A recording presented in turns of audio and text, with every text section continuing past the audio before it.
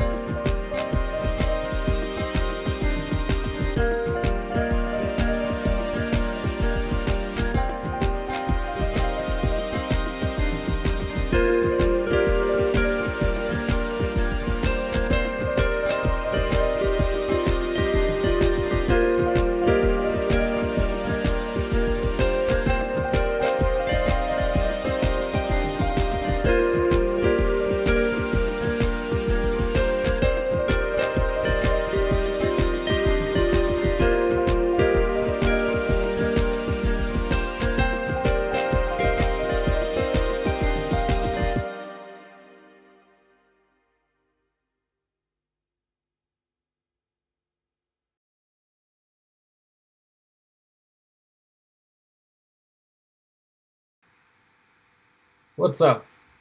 Roomy Tim here, aka the FPV Mentor. Sorry for the choppy start to the stream. It's just going to be another chill one. So let's head straight over to the bench cam and get some actual music going. And we'll be off to the races. Today I'm just finishing up this build here. This is the AOS Falcon 7.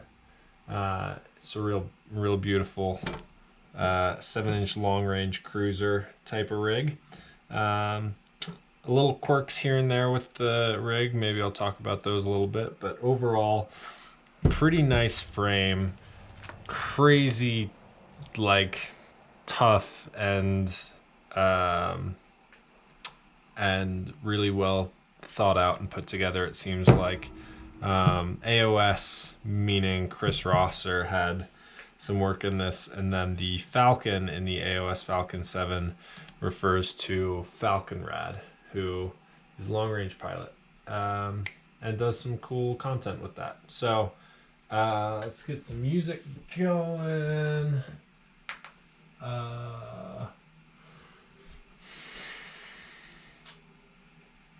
What was I going to search?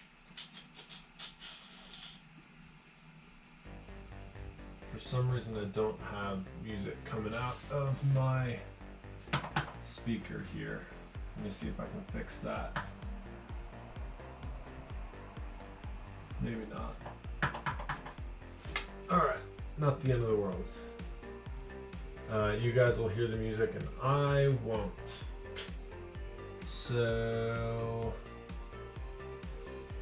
let's just do something a little more casual. And hopefully it's good music. I don't really know. I can't hear it.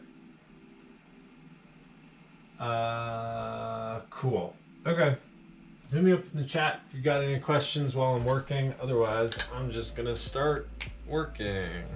I probably should have taken the props back off. But I gave this thing a quick test hover on 4S. These are 1300 kV motors, so that was really, I had to get pretty high in the throttle for it to even take off, which I kind of expected, but it was just interesting to see. The main goal of working on the workbench today is to begin assembling a few batteries for this thing. I got some battery cells, some lithium ion cells that I'm going to try to build out. Some big 6S. I think it will be 6S 4000 milliamp hour batteries, and then the goal is to potentially be able to run 2 of those at a time on this rig, one in front and back, or one on top, one on bottom potentially. There is room for battery straps there and there. This thing is a beast. It is meant to carry lots of battery capacity and get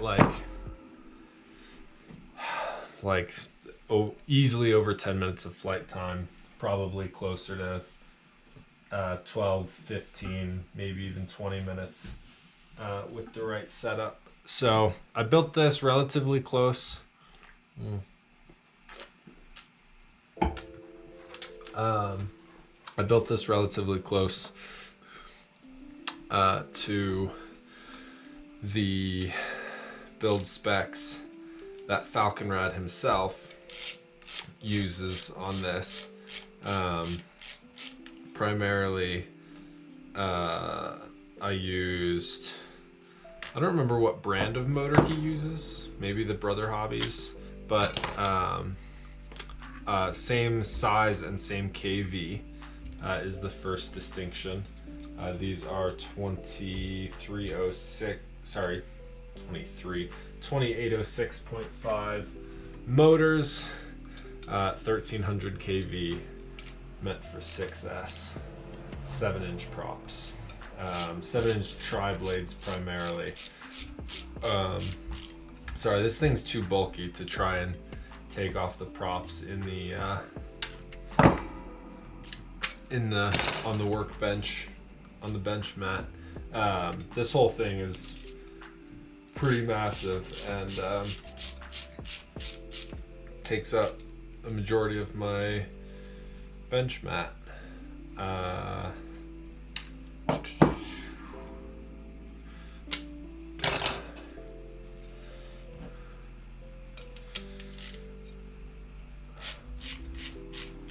Feel free to say hey in the chat if you're just stopping by.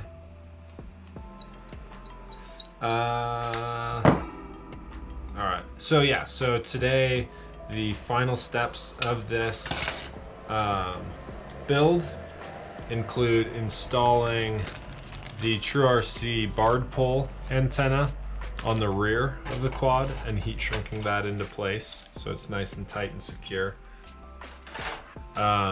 Installing this Maytech, goodness sakes, M8Q GPS module. It's that nice long one.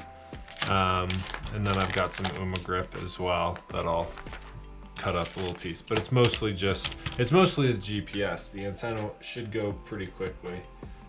So yeah, it is mostly the GPS that needs installing and wiring up. But that should be relatively easy. We might do a little bit of beta flight setup as well.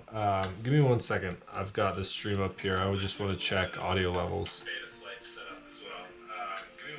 I don't hear any music playing. Do you guys hear music?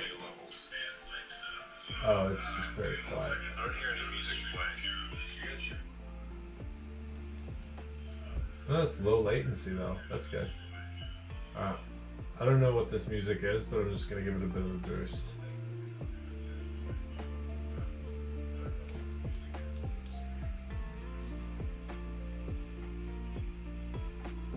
Check 1, 2.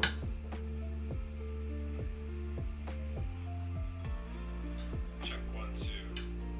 That's a good mix. I could even go a little higher. Check 1, 2. What's up, Chris Croft? Check 1, 2. What's up, Chris Croft?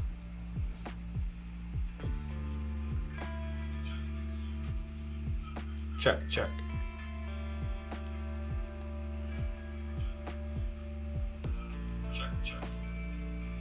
Cool. Good enough. All right. Last thing I was gonna do was get all of these motor nuts matching, because I happened to notice that I had one red nut on this set of red and gray motors, and the rest were silver. And then on this set of eco motors that I had, they were all red prop nuts except for one, and so I figured just consistency. I kind of like the idea of doing all red to match with these red bells, but it just kind of makes sense. Emax's whole thing is red. They started out with the red bottoms as their preliminary line of motors. All right, let me get this set up better, just so I can see y'all in the chat. Y'all can see my beautiful face a bit better. And cool. Let's check the time. It's 3:30. I believe Ciati's planning on going live at 5 local time, Mountain Time, which will be 7 Eastern Time. So that's an hour and a half from now. So if he goes live then, I'll cut mine off and let him do his thing, and then Bot Grinder goes on 2 hours later, 2 hours after that. So it'll be 2 hours of Ciati and a couple hours of Bot. And yeah, I don't want to step on anybody else's regularly scheduled stream time. But I'll probably keep building these batteries while I watch those streams. A couple things I really like about this frame. The price is pretty cheap. I don't actually remember what I paid for it. What's up, Coil Locker? How you doing, man? Thanks for the feedback on the music. Much appreciated. For some reason, my speaker here at the desk is not working, so I have 0 feedback other than just the volume levels on my screen jumping around. So if the music stops or anything, just let me know. In fact, no, that's a long playlist. I don't need to do anything. Okay. So what was it? It was like a $60 frame maybe. And for a 7-inch frame, like, this is a lot of carbon. These arms are like 8 mil thick, I want to say, or something like that. It's kind of absurd how beefy this thing is. But when you buy a frame for that cheap, you end up, you know, missing out on some things usually. This one, I didn't feel like there was that much that I missed out on, other than it didn't come with any TPU parts. Most frames these days don't though, so that wasn't really that big of a miss out. It came with motor bolts specifically designed for these arms. It came with all the hardware, and all of the 3D prints are fully available on Thingiverse to just grab and print them. What's up? Wordo with a skateboard. How you doing, lad? I'm doing good myself. Chris Croft says my AOS 5 is cursed. The Vista UFL screw stripped, and then after configuring it all, plug in battery to test fly it, smoked the ESC and a motor, worked fine when testing motor directions. Dang, that's crazy, man. That sounds like some bad luck. Hey Paul, how you doing, man? Good to see you here as always. Let's see if I can get this up a bit higher.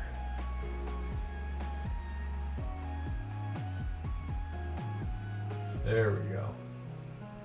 Okay, that should work. I've got a pretty small chat window here, so tag me if you want me to read your chat. Otherwise, there's a chance I'll miss it, but I'll do my best here. Okay, so I already have the Crossfire Diversity Nano receiver in here. Just VHB'd to the top of the Unify, which one is this? The Unify Pro 32, maybe, VTX? Something like that, which is just VHB'd to the base plate. This frame does have 30 by 30 mounting in the middle and 30 by 30 and 20 by 20 mounting in the back. So if you have a Vista you want to mount, or like one of those Rush Tank 30 by 30 mounted VTXs, like, you got room where you could stack it 3 high, or you could do this in the back. Lots of room for lots of different options. So I'm gonna fish this through this 3D print. This comes specifically with a 3D print option, kind of specifically for the barred pole style antenna to come out the back here, which I've never used one of these before, but it seems like a really cool option. And it should just be plug and play. So I have the Crossfire Diversity Nano. So the barred pole is just one of 2 antennas for the receiver. So that's nice because it's crazy long. It'll just stick up above everything else. I can tuck that in there a little bit more. I'm gonna get some heat shrink, and I had to, the 3D print kind of messed up. This orange part was supposed to come up higher to about there, so you could really get heat shrink around, but it really messed up and like closed up. My 3D printer's only average, maybe even below average. So there's one antenna for the Crossfire, and the other antenna for Crossfire is just an Immortal T. It's built into the camera mount, a horizontal mount out the front there. What's up, Alec? Good to see you too, man. Welcome to the stream, good sir. So let's find some heat shrink.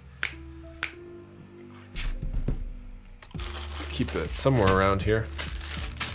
I need to get some more heat shrink. Actually, that was one thing I was going to order before I got on the stream here, and then I forgot. But I need some heat shrink specifically for these batteries that I'm about to start building. And if I don't get heat shrink for that, then the builds are not going to go super well, because I won't be able to hold the batteries all together, you know? I think I might have some heat shrink. I have Chep 3D printer profiles. I have a Lunar 3D printer, something like that. It's like a clone of I think it's a Prusa clone. I think I bought it used off some guy, so he had already kind of set it up for the most part. I did not have to do much in the way of setup. Just like some generic bed leveling, and then it was good enough for me to kind of just use it when I need. I don't use it that much. Like, you can see the quality of these prints are like, you've got some warping on the side that was on the bed, and like here. Thank you, Paul. Just got it today. I got my ears lowered. It's gonna be hard to see in the camera, but basically it just gets like not enough cooling when it gets to the like peaks at the end of the print. If it's yeah, and so the whole thing just kind of becomes molten, and I'm sure I could figure out a way to just like slow it down or something. I don't really know. I'm sure it's a simple fix. I just have yet to really work around it, because mostly what I'm printing is like GoPro mounts, and that doesn't really encounter the issue because it's such a wide surface area the whole way around. It doesn't really come to a narrow peak like that. But like with this guy, I printed it straight up that way. A-net? No, it's an A-Lunar. Here, I'll find like a picture of it. It's just, it's nothing worth writing home about. A-Lunar M508. That sounds familiar. Let's see if it looks like mine. Yeah, there it is. That's the one. A-Lunar M508. So it's really nothing special. Direct drive. Yeah. I don't know.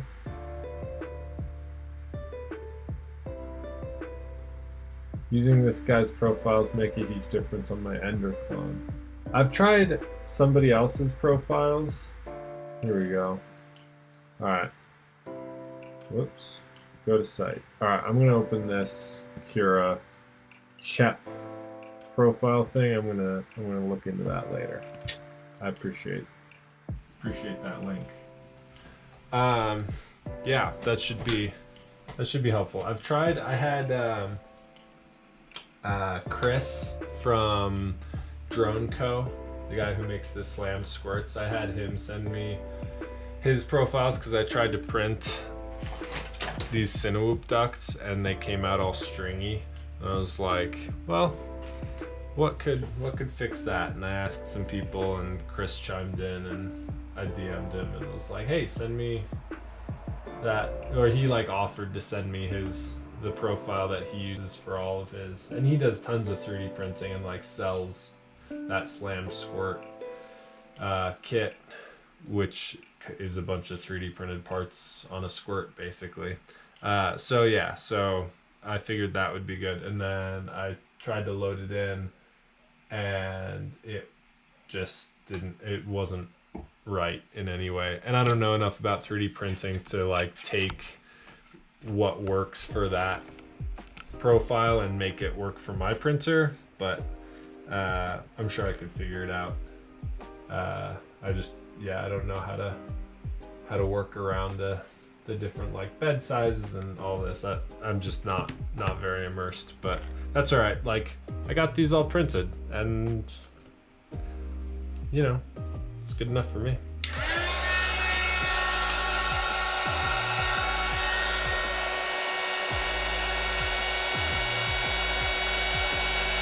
See if this will secure down.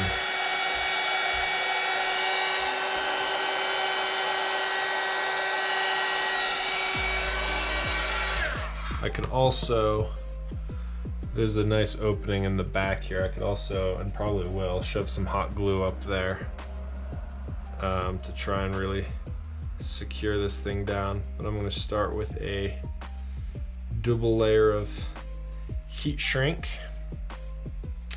and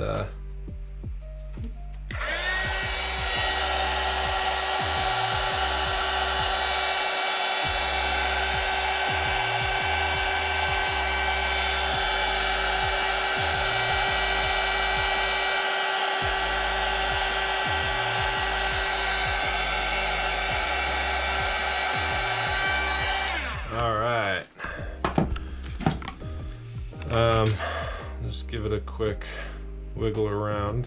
Yeah, that seems to be doing something.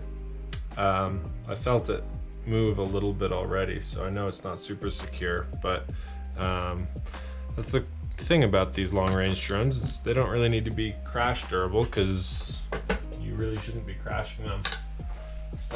Let's find my hot glue gun. I know I had it not that long ago.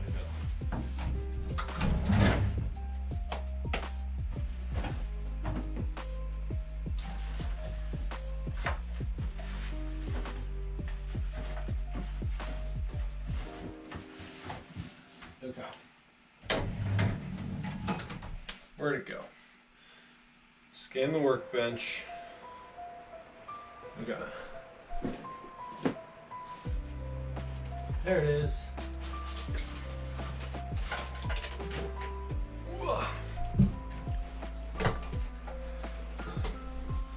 So yeah, I'm just gonna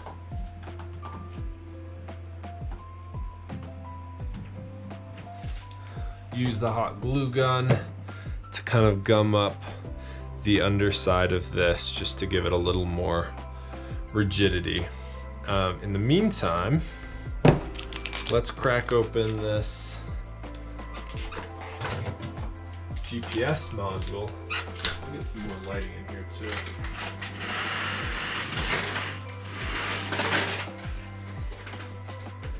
Realistically, I shouldn't be building today. I should be out flying. It's absolutely gorgeous outside. It's like 72 degrees and sunny. That's why I just opened the blinds, because it's nice and sunny.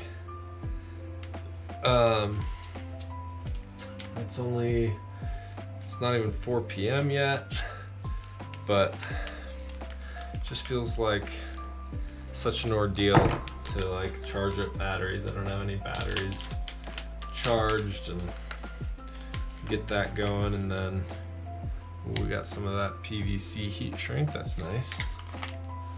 And then the module and wires that will probably be too short for this application.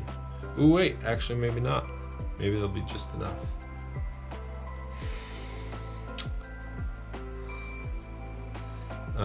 I do have plenty of wiring, but I'd have to like, oh, there's a noise coming out the window. It sounded like a bug flying around the room for a second.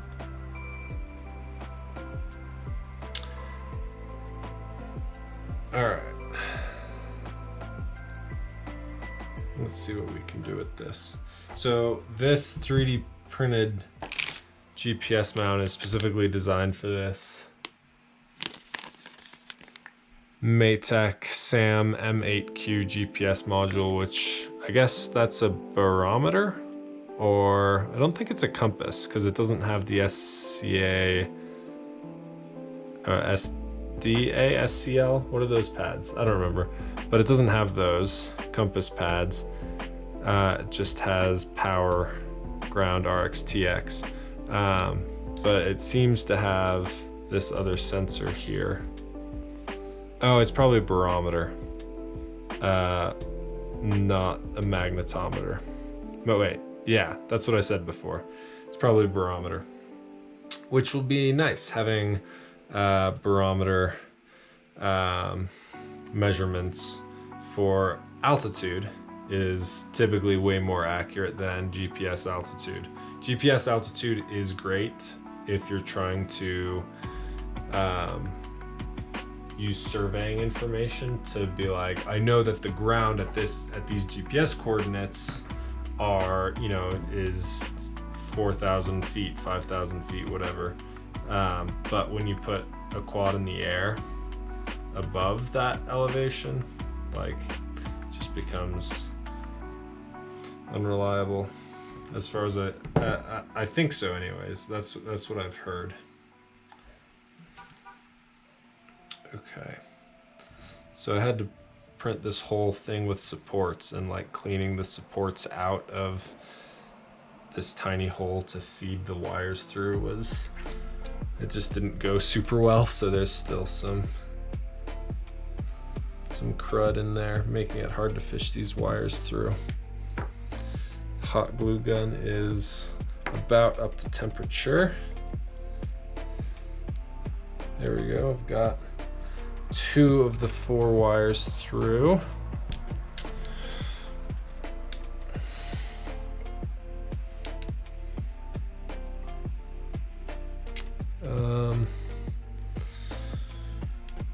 There's another one peeking in.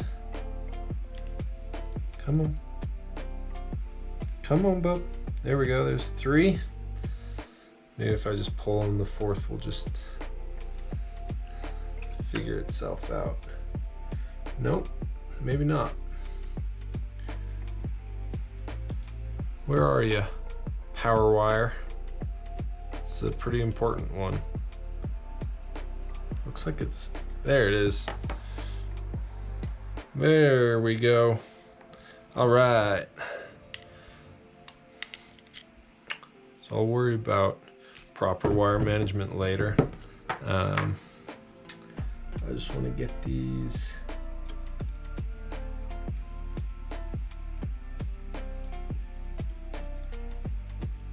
pulled through. Oh boy.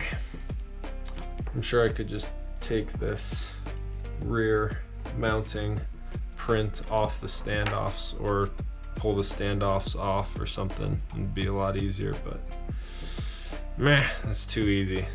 No shortcuts here. Then the other thing is I need to figure out the best way to secure the GPS module itself into this little print. Sometimes they work really well just as a simple friction fit.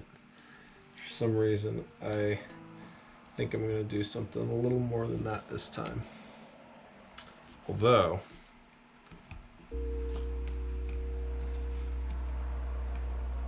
that's not going anywhere.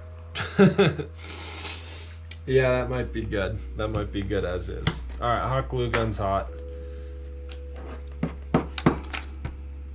Let's gum up the works. Just a little bit around this barred pole. So I'm just gonna jam that in there and give it a few squirts. I'm also gonna go over the back of those GPS wires while I'm at it, just to kind of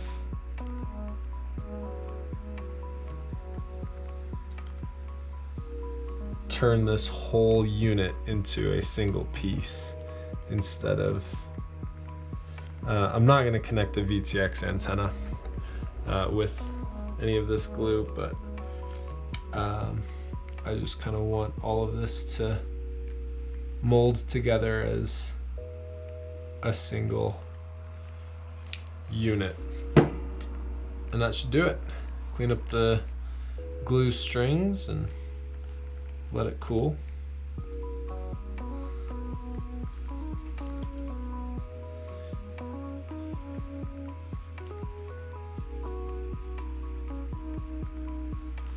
You kind of have to let it cool a bit before you clean up all the glue strings, because if you pull on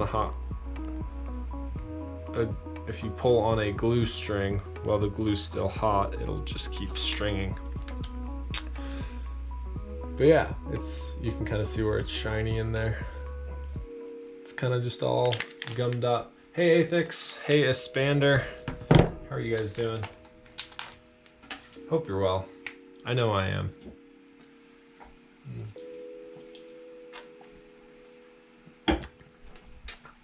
Cool. So now I just need a 5-volt ground and a UART. So we'll twist up these wires a little bit. Ooh, that that should be just barely long enough. Just barely. Oh man. Cool. Those go off to the side. The heat gun needs to tuck that wire back there. And then I'm gonna run off real quick with my soldering iron sponge and dump off all the molten solder blobs from the last time I did any work and wet the sponge. I'll be right back. Expander, I'm installing a GPS module, just wiring it up. This is a new build, essentially. Hold on.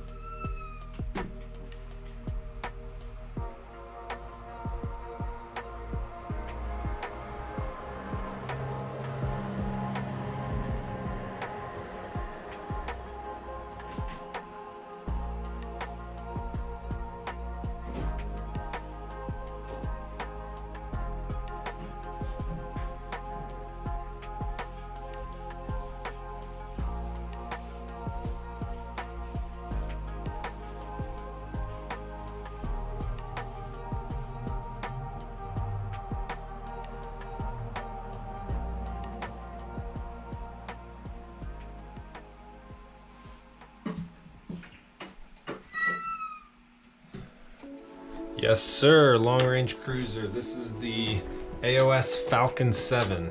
And I was planning on doing the build of this quad in a series of live streams.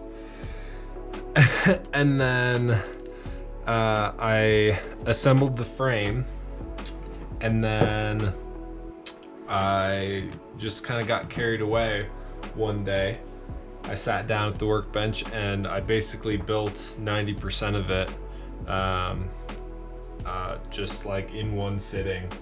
Took like 6 hours or something.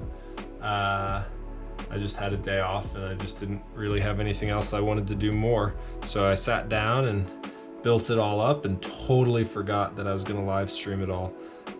So I didn't live stream any of it. And then I had to place an order to get this True RC barred pole antenna for Crossfire. So I just installed that. And then I had to order the GPS unit as well, because I have some of the square GPS units, but this one's like rectangular shaped. And in order to match up with the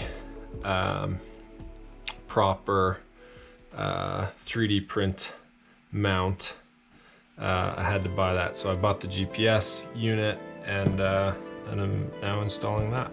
So we'll cruise through those, and then I'm gonna get to assembling some lithium ion cells into 6S packs that I'm gonna use to fly this thing, which should be all kinds of sketchy.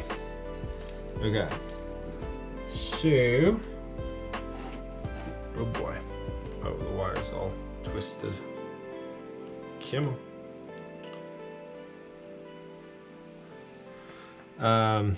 This guy should be a real good long-range cruiser too. It should be like real good. So I'm pretty excited. All right, I'm gonna do. I don't see a good accessible 5-volt and ground. I see 3.3 volts, which I could maybe use. Is there a ground behind that?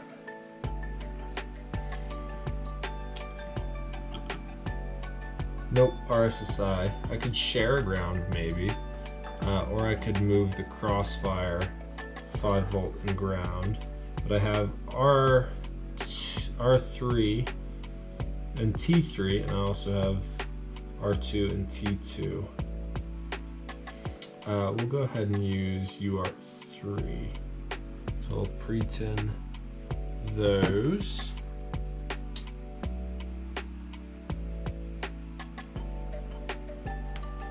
A little much. This thing's so bulky.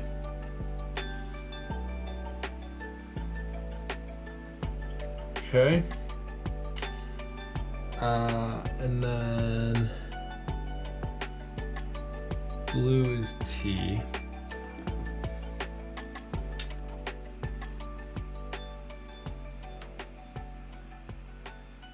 And yellow is R. So it'll be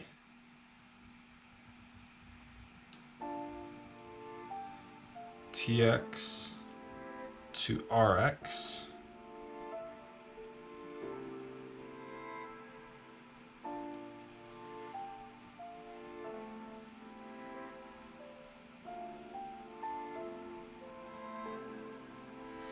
And then RX TX.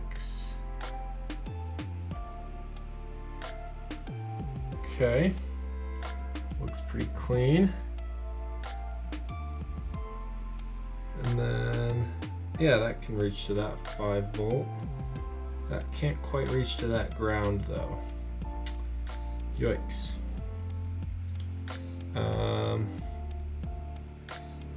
Oh boy.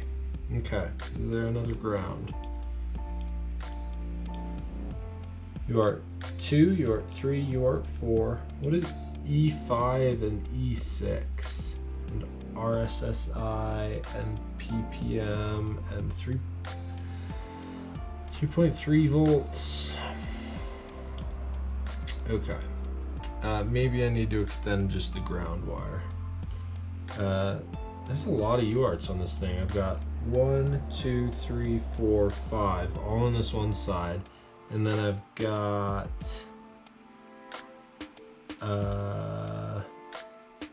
what is it? Isn't there one over here for the VTX control that I'm not using? TX3. Oh, TX3. Okay, so I'm not using that, thankfully, because if I was, I'd have to move the GPS because smart audio would already be on that pad. But I just use the Crossfire My VTX control. So I just have the smart audio wire from the VTX going straight. It's this white wire here, going straight from the VTX into channel 3 on the Crossfire, and that's good enough. All right, let's see if I can get away with this. That's pretty tight.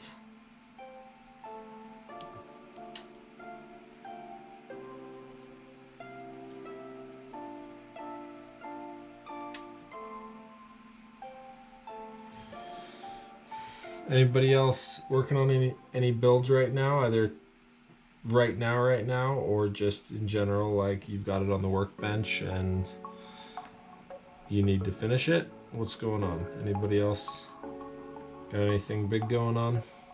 Or not big, just any old build? Dang, it's just not quite long enough.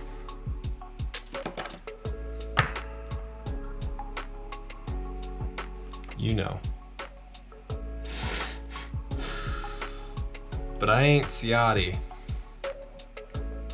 I'm not gonna say it. I'm a good Christian boy.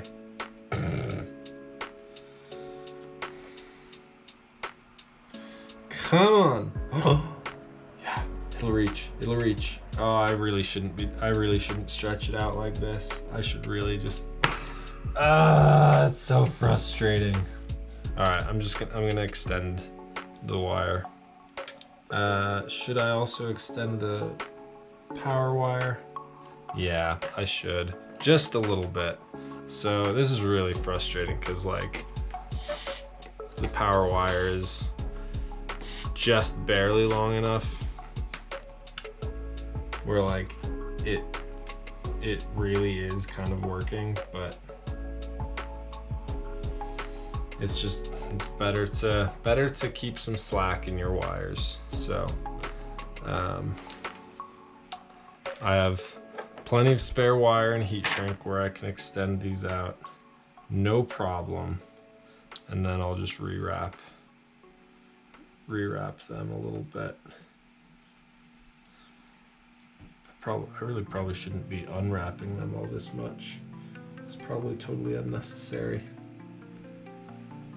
Or I could, no, I already kind of glued that in there. Never mind. What's going on in the chat? Still working on canvas mode for shark bite. I thought that was, I guess I don't know anything about shark bite. I thought that was just kind of a feature that I didn't think you had to like work on that. But I guess I'm wrong. Spander says I have GPS on all their 5-inch quads just for the sake of it, because why not? Yeah, I mean, weight and space. It's pretty easy to install it, and it really isn't that big of a deal. So yeah, mount my unit sideways onto camera side plates on apex frames. You mount it sideways? Like facing out? That's weird. Working on fixing business bulk internet. Yeah. Oh man. That sounds like a fun project. No. Chris Croft, 2 and need to finish JV's QABS with a Vista and a Switchback HD. Nice, with Shark Bite. Ooh.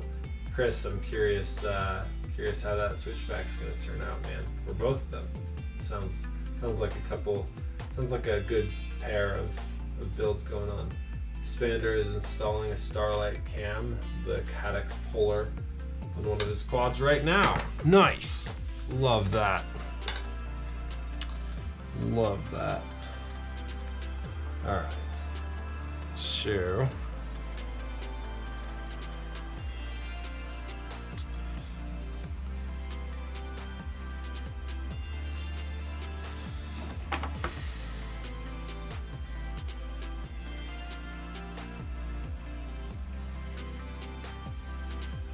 I really don't love extending out these tiny little wires. They're just so tiny and finicky. I mean, it only takes like half a second on the soldering iron, so it's like, it's always quick and usually like quick and painless kind of thing, but it just feels like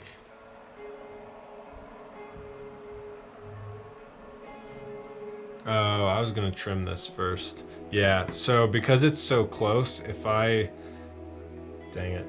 just solder it straight to the end, the place where I have to heat shrink over the connection is gonna get stiff, because that's what heat shrink does. And so I won't be able to like bend in towards the ground pad. So I gotta trim probably like 1 centimeter or 2 off of both of these. So I'm gonna hold them together. And did I go too much? Well, no, I didn't go too much, but I didn't need to go very far. So let's just try and match wire color and gauge if I can. It's really not necessity, but it does help. I'm gonna, no, I don't know. Doesn't really matter. Do I have any other good red wires just lying around? That's going to a BTX. There's an old GPS module. See, this is the more square one. It wouldn't fit in the thing in the place. I've got lots of wire lying around. This, gosh. Oh, that's better. Good. Okay. Good. That's what I needed. Cool. Cool. Let's trim back some of the silicone.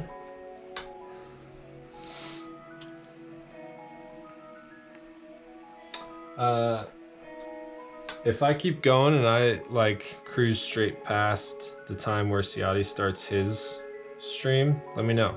I don't want to step on his normal time because Friday is his normal day. He goes before bot grinder, and yeah, so cut me off if I go too long. I might stop paying attention to the time after a little while. I'll try to be better though.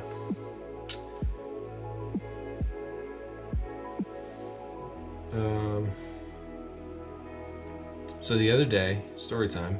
The other day I had an interesting. This was yesterday actually. Yesterday I had an interesting thing that I did. I drove 2.5 hours to accidentally knock on another quad pilot's door and meet him and make his acquaintance without knowing who he was or where he lived prior. What happened was the collective's very own Riot 9 from Ciati's stream. Riot 9 had ordered the Recon 7 pre-built drone from HGLRC, and when he ordered it almost a full month ago now, he ordered it, and they sent him a tracking number, as usually happens when you place an online order. You get shipping tracking information. So he got tracking information, and he waited and he waited, and Riot 9 lives in, what's going on?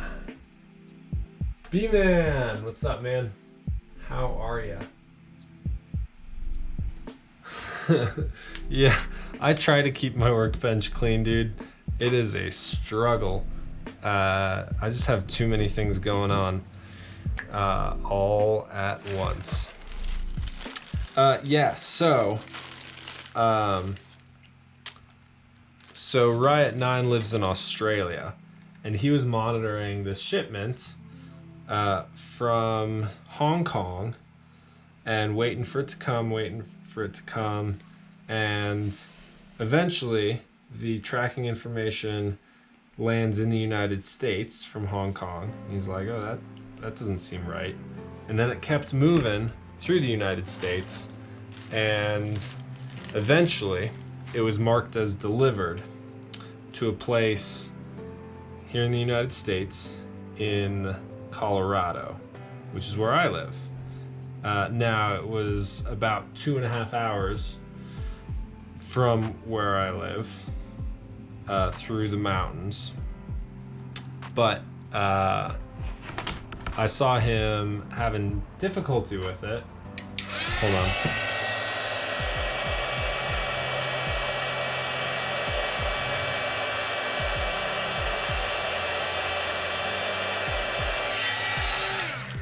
So I saw Riot 9 in Ciati's Discord chatting up about how he's waited a whole month just for this thing to end up literally on the other side of the world from where it was supposed to go, where it needed to go. And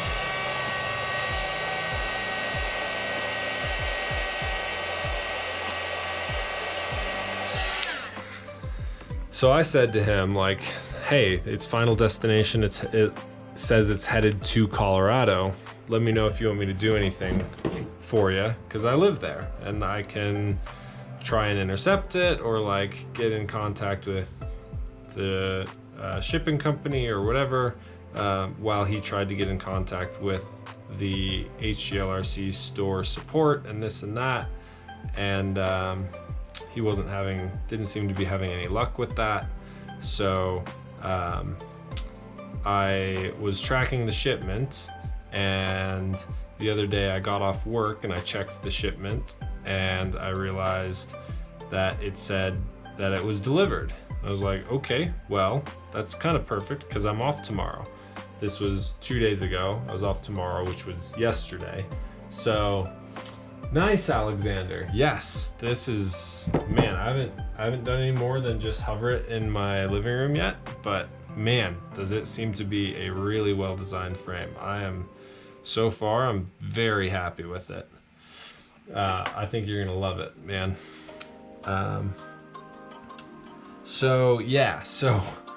I see that it's delivered. I have the address that it was delivered to, but I have really no other information other than it seems to me like, and it seems to Riot 9, like he placed an order and the wrong address got put in the books and it got shipped to the wrong continent and the wrong side of the wrong part of the world, and it got delivered there, and that was that. So I was like, well, let me go drive out there and knock on the door of the address that is on the tracking info and just see, because if any of you like received a package with someone else's name on it that you didn't order, but it had your address on it, what would you do? If you have no way to know where it's supposed to go because it has your address on it. So it's like, well, I can't, like, I guess you could try to return it, but the return is Hong Kong. Like, most people aren't going to go through that hassle. So, but if you got that package, if you got a package that you didn't order, it has someone else's name on it, but it has your address on it. And then the next day someone shows up at your door and says, hey, did you receive a package for, and then listed the name on the address or on the package for Riot. If I walked up and said, hey, did you receive a package that you didn't order for Riot 9? And they look at the package and they see it's addressed to Riot 9. And they said, yeah, I got this. It's weird, I didn't order this.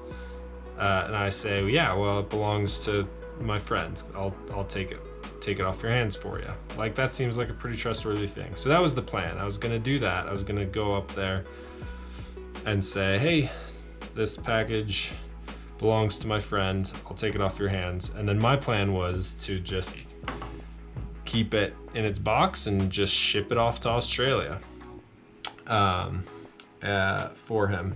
And hopefully he'd get it, and that would be that. And then he wouldn't have to deal with trying to go through the store. So I drive out there, I get there, and as I pull up, there's somebody standing in the front doorway, just standing there, like no particular reason why. He's just enjoying the weather, or like something. I couldn't tell what. He wasn't like smoking or anything. I don't know. He was just enjoying the fresh air, which was so convenient because I just got out my car and I said, hey, do you live here? He's like, yep. And I was like, hey, did you receive a package yesterday? And he said, yes, I did. And I said, did you receive a package yesterday that you weren't expecting or that wasn't addressed to you? And he said, nope. I received a package yesterday that I ordered from HGLRC. It was the Recon 7. Yeah, Spander, would be shady, but you'd be like, how does this person know so much about the contents of this package? Like, I knew exactly what was in the package, so if the person didn't trust me, I could have said, let's open it up. I'm gonna describe to you exactly what's in there before we open it up. That way, when we open it up, you know that I have something to do with this package, and you can trust me to take it off your hands. Plus, it clearly wouldn't belong to you if it wasn't your name and you weren't expecting it and you didn't order it. But that wasn't the case. What was the case was this guy ordered an analog version of the same quad from HGLRC, and he got his tracking info from HGLRC after he placed his order. And it just so happened that I guess HGLRC sent the same tracking information to 2 customers.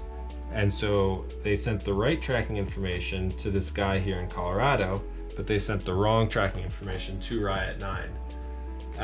And like I talked to him for probably like 20 minutes, and like he's been in FPV for years, and like he showed me some of his other quads, and it was like I didn't ask for proof that, like, I wasn't trying to be nosy, but like he, you know, pilot to pilot, like we just started having conversation about like, oh, like, man, you're into long range too, cool, like this and that, like what batteries are you using? He was like, oh, I just ordered some LiIon RC batteries, and I was like, man, I was looking at those batteries the other day and decided to just build my own because they were too expensive. And he was like, yeah, they were pretty expensive. Like just normal banter. So like I knew he was a real pilot. Like it was legit that like he had ordered this quad, it came to him, and Riot 9 so far just got screwed over because Art. What's Art? Who's Art? Art? That's not his name, if that's what you're. No, his name was Bobby. If that means anything to anybody.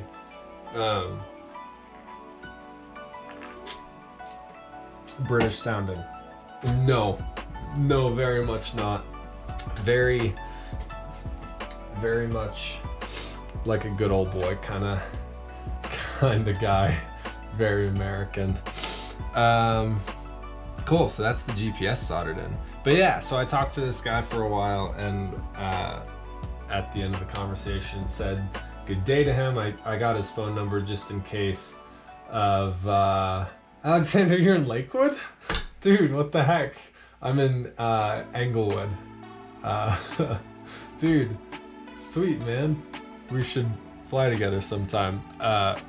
What sucks is all the like Denver meetups happen on Sundays usually over at the DTC at Curian or Zoom, wherever, and I work every Sunday, so I never get to make it to those unless I like get off work early. But dude, I'm totally down to rip sometime.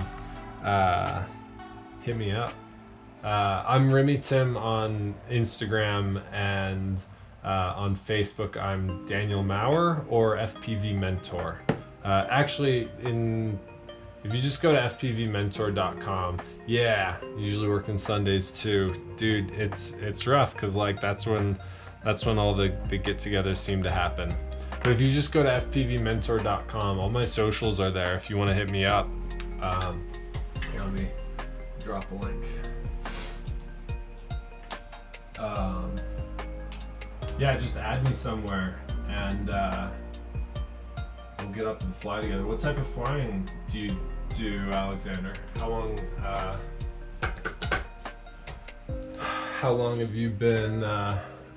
Or yeah, what type of rigs? What type of rigs are you into? Micros, 5-inch, long range. What's your deal? Okay. So I've got a little bit of slack still in these wires, which is good. So I've got, here, let me just run you through the build real quick. This is a Speedix 55 amp, BL Heli 32, 4-in-1 ESC, with the cap and the XT60 out the side, running back, and it just kind of barely sticks up above the top plate. Acon F7 V1.1 flight controller. This is all on the AOS Falcon 7 frame. Up front I have the run cam. It's all analog, so this is the run cam Sparrow Micro V2, I think it is. I forget. I've had these cameras for a while and I really like them. And they're purple, which is ideal. And then I've got this, I believe it's Vifly. No, who makes this buzzer? I don't remember, but it's a dual, one of the dual buzzers, so it's nice and loud, a battery powered buzzer. So if I lose the battery in the flight or the quad dies, this thing will go for days, letting me find the quad in a crash, because it is a long range quad, so I want to be able to find this thing. Then I've got the TBS Unify Pro 32, I believe it is, the Crossfire Diversity Nano RX, the M8Q GPS module. I've got the Immortal T up front, the Bard pole at the back, and then this is a Lumineer long range 5.8 left-hand polarized antenna at the back. Oh, motors.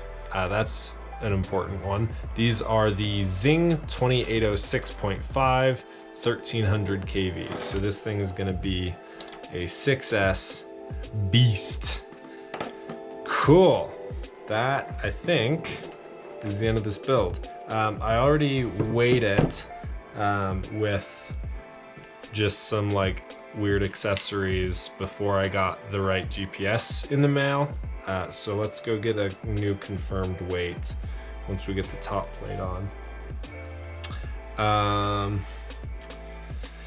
And another battery strap. Let's do, I could do those Kevlar straps. About a year into it, and I got 5-inch mostly and a 7-inch in the works. Sweet, dude. I'm trying to get more and more into some long range flying because I love the thrill of putting a quad out into the mountains here. So 7-inch is way more fun for me right now, I do have a couple 5-inch quads. I've got a decent fleet right now. I've got 2 5-inch quads that are built but not really tested much. I've got a 7-inch quad that's tried and true, this second 7-inch quad, and then I've got like a Cinewoop and a couple other random things here and there. Loving the 25mm on the from Kebab on the prototype frame. Ooh, nice. That sounds like a cool setup, dude. Yeah, I've heard good things about those motors. A lot of people seem to be liking them right now. That's awesome, dude. Yeah, hit me up for sure. I'm always looking for more people to fly with, and if you've got any spots that you can recommend me, like I've been living in Denver for about a year now, just over a year actually, and I have not spent a ton of time really looking for spots, because every time I like try and get out to fly, 30 minutes, thank you for the heads up, Chris. Yeah, y'all are gonna go watch Ciati in 30 minutes, and I'm gonna wrap it up here. But yeah, I just haven't spent a whole lot of time like meeting local pilots or like finding new spots to fly here or anything like that, because every time I like really get the motivation to get out and fly, it's always coincided with a strong desire to get out into the mountains and like see the mountains. So I end up doing a ton of, not a ton of, but I end up doing more like mountain cruising than I do freestyle flying, which I enjoy both, but I'm definitely at this point with where I'm at, if I'm gonna get out for a day or for an afternoon or whatever, if I'm gonna get out and fly for an afternoon, like I kind of want to make it a whole thing where I get to like get out and be in nature as well, and like maybe go on a hike or maybe drive up a dirt road and see some sights, or like that kind of stuff is what's getting me out of the house to go fly these days, which I love that.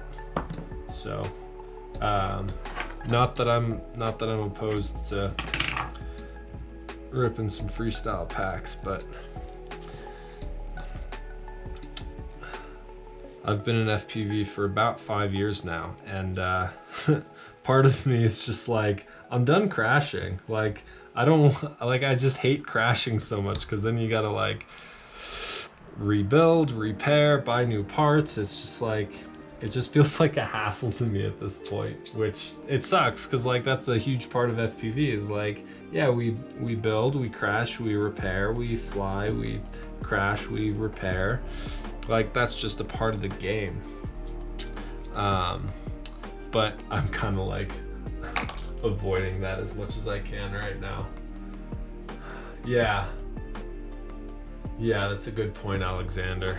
It's just a lot of people, and it can be tough to get away from that. Which I think is why, like, when I have the motivation to be like, I'm gonna charge up my batteries and go fly today, like, I want it to be some sort of outing, an event, and so I'll try and get in the mountains. All right, see you later, Alexander.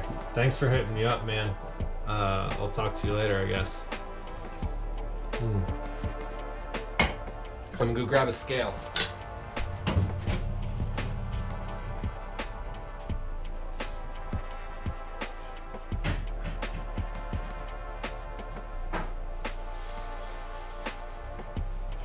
All right, so tear that out. Oh, I should put props on. Actually, no, because I wanna like go through some beta flight setup. Grab a GoPro, make sure it's got a battery in it. It does. Okay, grams, GoPro. Let's go ahead and weigh out these 4 props. So that's 3. There's the 4th. That's 34 grams, 37 grams. What? That's heavy. That's a lot of prop weight. Jeez. All right. 594, totally dry. It's got lipo straps, plus the props. That should be 520. 530, 630 rather.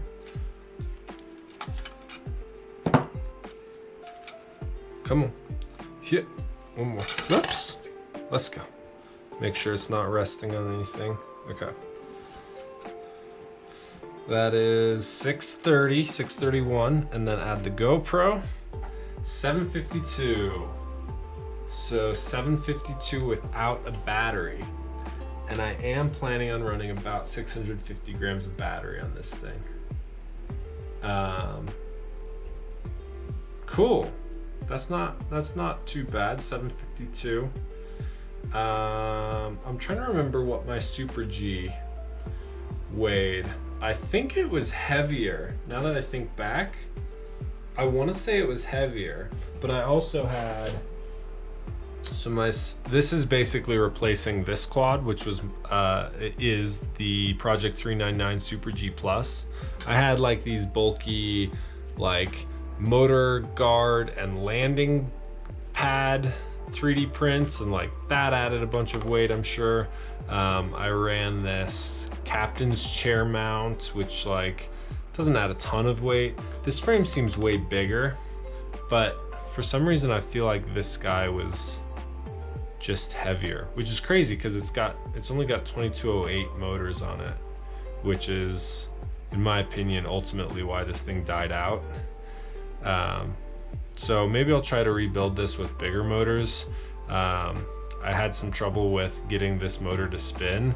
I replaced the ESC, still had an issue. I replaced the motor, still had an issue. So I don't know if it's the signal wire or the signal pad or what, but I wouldn't hate if I got this thing back up and running. It's kind of a cool frame. Yes, Brandon Beans, if you check out my channel, I've got some lovely long-range flights. I used to live in the mountains in North Carolina, and the mountains there have some beautiful spots to do some long range. Now I live in Colorado. Brandon Beans, Bob Noxious lives at the base of the Blue Ridge Mountains. Yeah, you said Traveler's Rest, right? Dude, the view from Salida, right? That's it? Saluda, because it's the Saluda grade. Dude, I used to do direct TV work in that area, the Asheville area, but sometimes like we'd go down pretty close to Saluda, like we would always stay within North Carolina. But I would do some work at some houses down there in that area, and that view up the Saluda grade, it's just gorgeous. I always wanted to fly it, but I always got sketched out and never tried it because up at the top of it, there's just like a bunch of massive radio towers. And I was like, even if you got all the way up there, once you got up there and like got the view and like turned around to like come back, the radio antennas would almost certainly knock you out of the sky. Like, it just seems like there's no chance that you would survive a flight up the Saluda grade at that particular point of it anyways, where the view is the most drastic. Mountains and canyons is the best for long range. I got a buddy out in Vegas. Oh, I'm jealous of that. There's like some cool cliffs and like structures out in the Vegas area, isn't there? Isn't there like Red Rocks, something or other out there? Chowdy's going live in 30 minutes. I know I said that a few minutes ago, but I just got the notification. So let me weigh this all out, because I have a couple batteries that I could potentially use on this thing. So these 1300 kV motors are going to be pretty tough to run on 4S, but I think I could get away with it on 5S, and definitely it's meant for 6S. Okay, so there's that 757, we'll just call it 750 grams. Chris Crofts, thank you so much, man. I work hard to make those long range mountain surfing flights. Here's a battery I've had for way too long. I've only flown it long range once, and then I've done some like backyard, like just kind of fly around in a circle to gauge flight time flights, but I've only actually sent this battery out on a long range mission once. It's 5,000 mAh 5S, and it is massive. I mean, for size comparison, here's a 1500 4S. Like, it is just, it's insane. So, and it's so heavy too. So 750 grams dry plus a battery, 1.38 kilograms. It is absolutely a beast of a pack. That's gonna be, yeah, 1,380 grams all up if I choose to fly this battery. Now, this is a LiPo, and it's rated at 50C, which is 50C constant, 100C burst, which is like, I don't know, like 300 or 400 amps. Like, it's totally unnecessary to have this much. Like, this thing can probably cruise on like 10 amps. So it's totally pointless to like have that much discharge rate if you don't need it. So that's why I named the stream. Here, let's just get a dry weight on the battery. 630 grams almost. 627. Yeah, that thing's a beast. The real point of the stream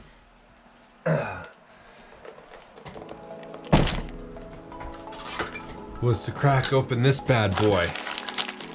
Because in here, I have balance leads. I have XT60s.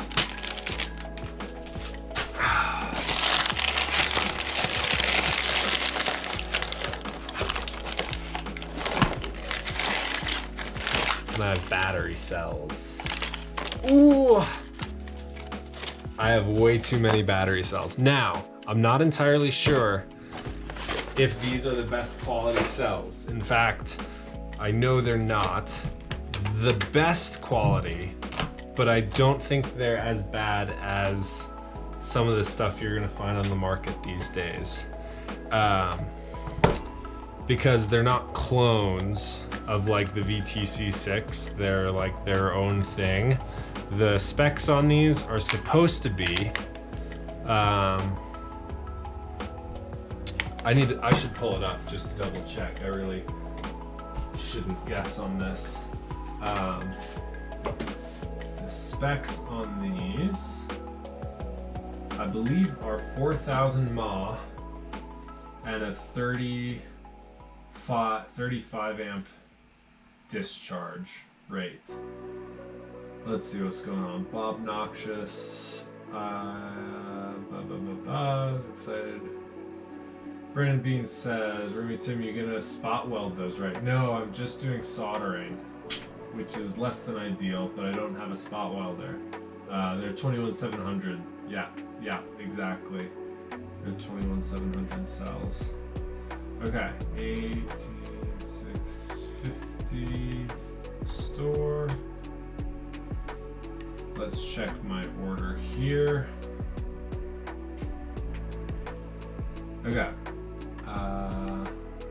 Come to desktop view. So here's the cell that I bought. They're $3.99 a pop. They're on clearance right now. And they are 21700 cells. That's the size. They're 4,000 milliamp hours, 35 amp rating. So with 45 amp max, I guess. Yeah. So,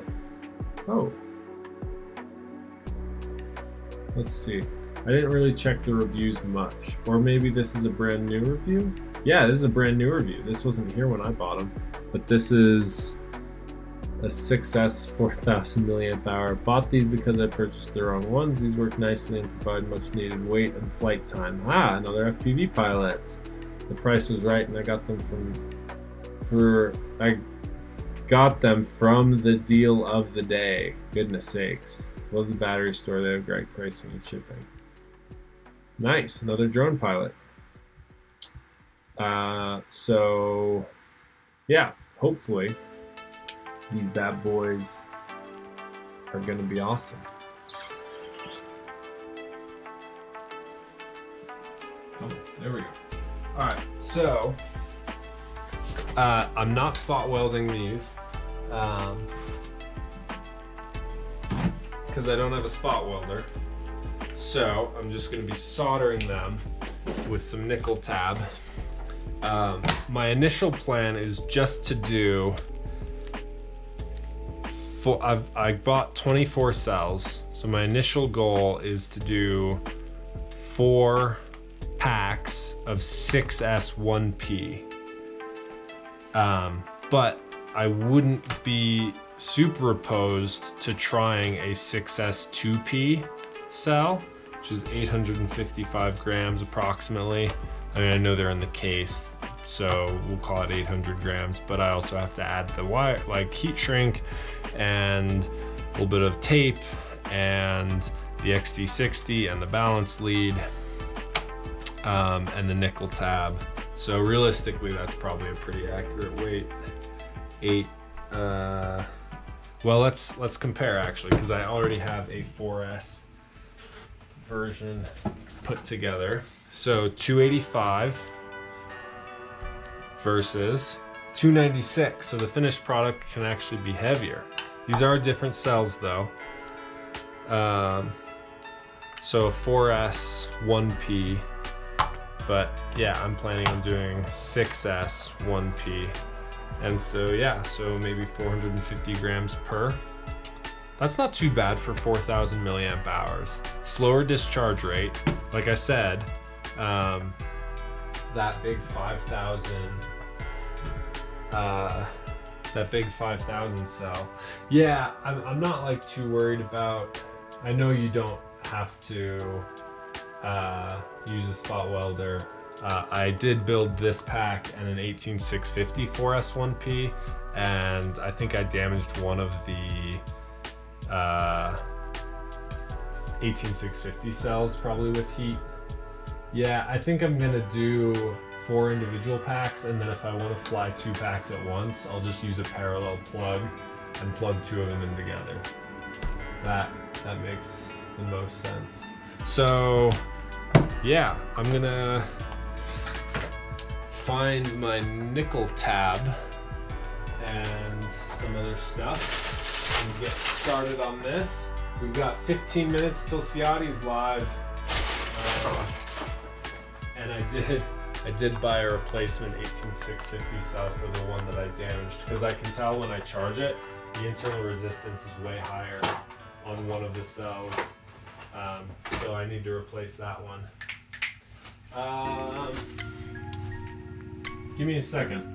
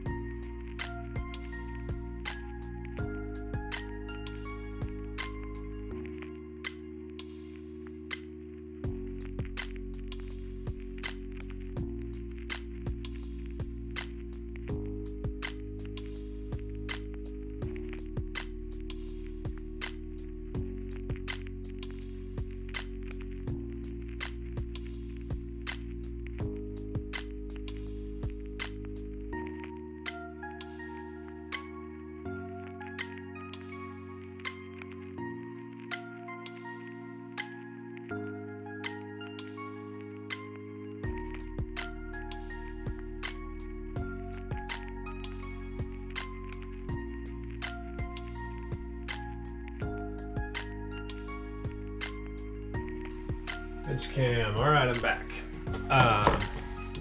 So I've just got to find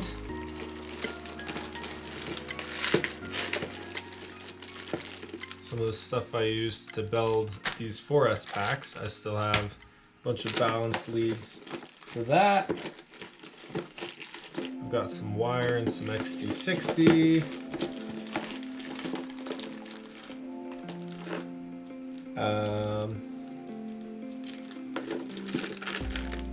Where is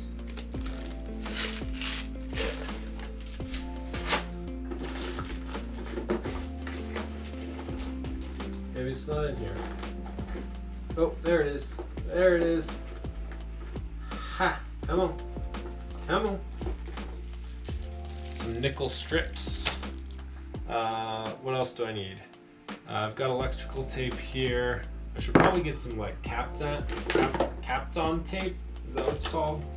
I probably should get some of that, and I should probably also get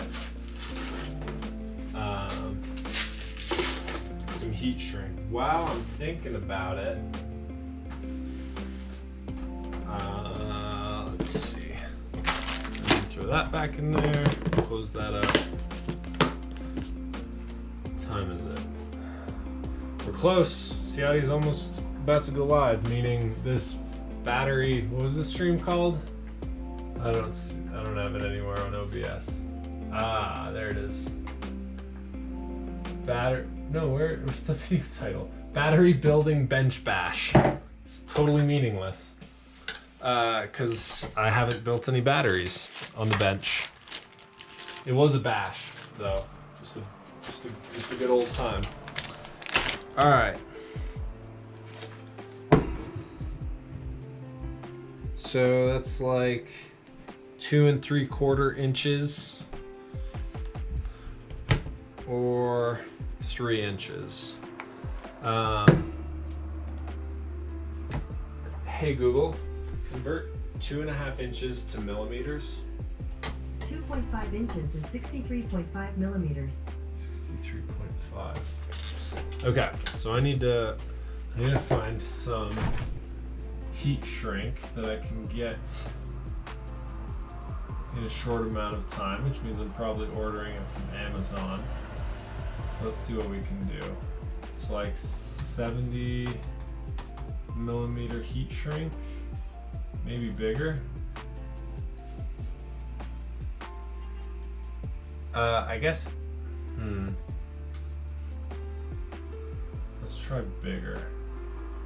Let's try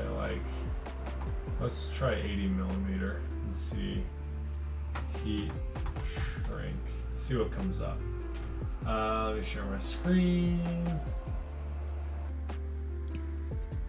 If any of you that have built batteries know anything about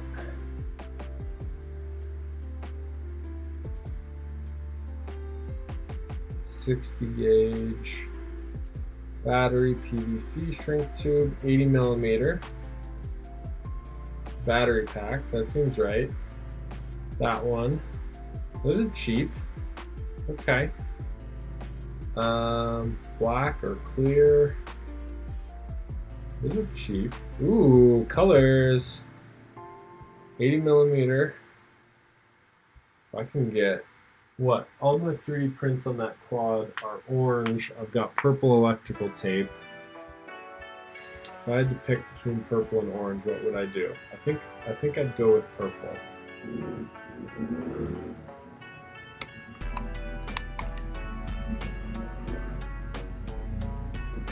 We've got clear, we've got black, we've got blue, we've got, yeah, I mean, oh, 17 millimeter by 80 millimeter, 18650 heat shrink. Oh wait, no, that's for like one cell at a time, isn't it? What's the 80 millimeter mean? Wait, what was? I think that's too small. If it's for 18650s, width 43 mil, width 50 millimeters. Yeah, width is 50 millimeters. Let's see if it has any like helpful scale. What is the? Huh?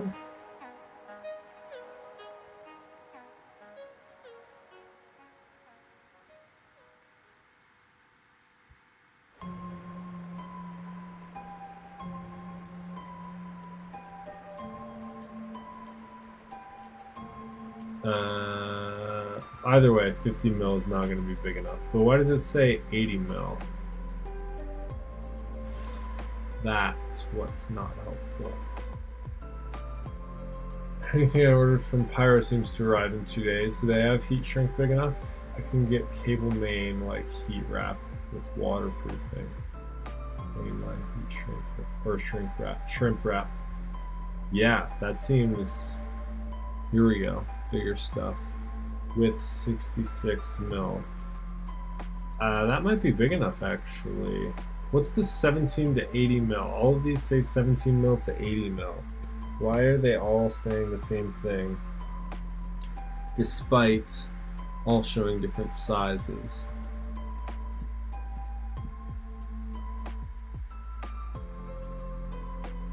Huh. I wonder if that would be, and it's only $10, but it's not prime, which means it would probably take a while to arrive. Yeah, I mean, there's no good clear scale of how big it actually is. Product specifications. wall thickness, temperature, rated voltage. Let's take a battery as an example. The width, D, oh, because it's a circle, so D times pi divided by 2 plus 10. Weird. PVC width, A plus B plus 10 millimeters. So that's not really big enough. So I need bench cam A plus B plus 10 millimeters. I need 3 inches plus 2 inches plus 10 millimeters. Hey Google, convert 5 inches to millimeters. 5 inches is 127 millimeters. 127. 127 plus 10.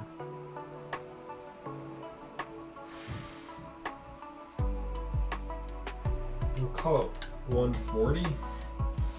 That's absurd, right? 140 millimeter. Let's just see if we make it. Shrink wrap, heat shrink. What do I call it? Ah, okay.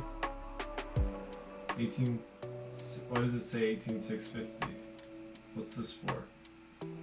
I'd prefer for big battery pack 220 width, 140 millimeter diameter, 3 meters. Well,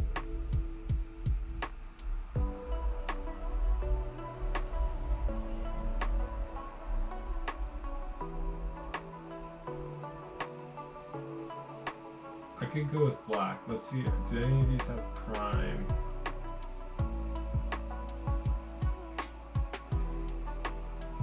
Delivery. This one does. Delivery Tuesday the 9th. Could try that. I could try that. Okay, let's check this out. 220 millimeter flat width. 140 millimeter diameter, 3 meters PVC heat shrink tubes for big battery pack black. I'm making a big battery pack. Here we go. Flat width 220. What did I say I needed?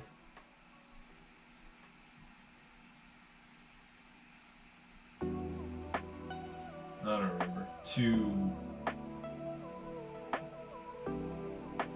1. No, I only needed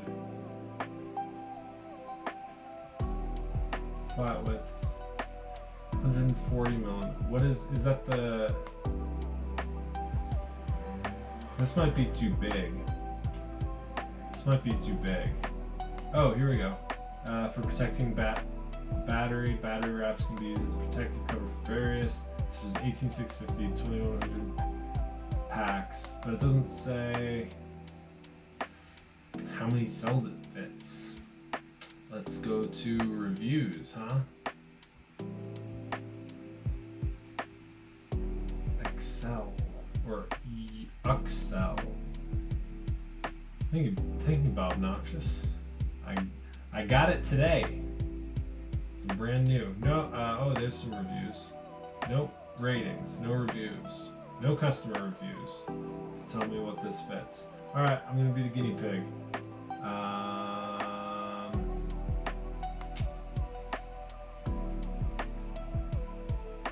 Yeah, oh, you guys can't see my screen. I was about to cut away from my screen so you couldn't see my billing information.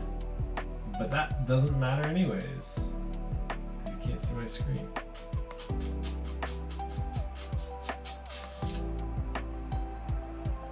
Alright, order placed.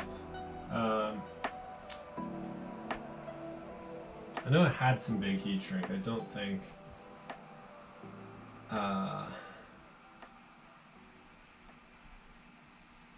Okay, we'll give it a try.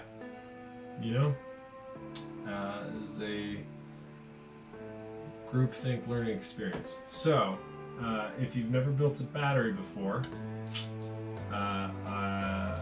with lithium-ion cells, I'm going to drop a link in the chat to the article that I reference because I think it's really well laid out.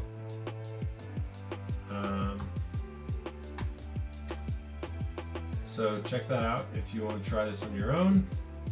Be very careful if you want to try it on your own.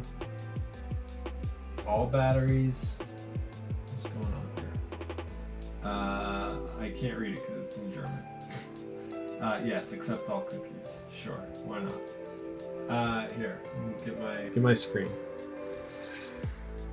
So it's this guy's website. Here we go. Ciati's live. All right, I'm calling it quits here, but it's a great analysis of what cells to consider. It covers weight of different cells and like capacity you get with different types of cells. It's just really well thought out, and then it shows you wiring for, this is the one I used for my previous batteries. Now I'm going to be referencing this 6-cell guide. It shows you how to position them together. He's got like hot glue and zip ties to hold it all together. It's great. He uses big thick gauge wire, which is probably smarter than what I do, which is using these nickel tabs. And then just read this article. It's pretty great, pretty helpful. So I'm going to be referencing this guide. Oh, maybe he even tells you how big of heat shrink you need. I wonder. And then I can cancel my order. Let's see if he has like a supplies. Tools. Soldering iron, zip ties, solder, cable, heat shrink tubing. Nothing. No link. Everything else has a link. No link for the heat shrink. Good. Super helpful. Alright guys, I am out of here. Thanks for watching. Y'all have a good rest of your day. I'm gonna start building these batteries while we watch Ciati's stream. Go watch Ciati's stream. Let me get that link. Let me get a abbreviated link. Go watch Ciati. It's a good time. And say hey and give him a thumbs up. And tell him how much you love him. Okay? Serious. Tell the man. Here, I'm gonna give him a thumbs up. This thing won't load.